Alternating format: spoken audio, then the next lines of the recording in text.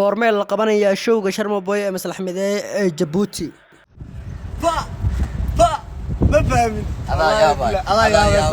الله نحايو الله خرايو ما فهمتي وانه محل 17 المعجزوين كدعايو يوني بحس عالم صاحب وشو حلال حلال الحلال ادي waxay leena noo isku duuban stadium guuleed showgaas 17 saasayna ugu soo abti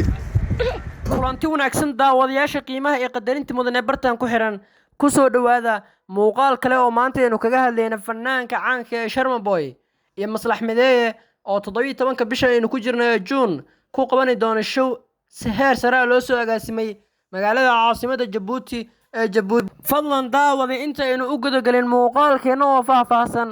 waxaan si xushmad ku dhahantahay kaaga codsanayaa inaad channelka subscribe dhaato gambaleelkana furato si aad uga mid noqoto daawadayaasheena qiimaha iyo qadarinta mudan ee bartan ku xiran okay fanaaniinta Sharma Boy iyo Maslax Midee oo maalmahani dambaba ku sugnaa caasimadda dalka Djibouti ayaa ugu dambeyn galabta war ay soo saareen waxa ay ku sheegeen in 17 bisha aynu ku jirno ee June la qabani doono show ka dhici doona magaalada caasimadda Djibouti haddaba showgan ayaa lagu qabani doonaa Guuleed Stadium oo garoon weyn ku yaalo magaalada Djibouti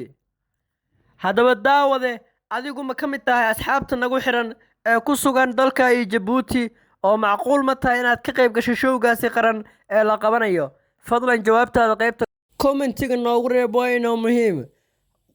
fadlan haddii aad ka mid noqoto daawadayaasha oo muuqaalkan soo gaaray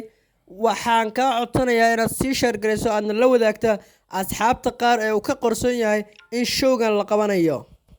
aad iyo aad ugu mahadsantihiin sida aad ugu xirantihiin channelka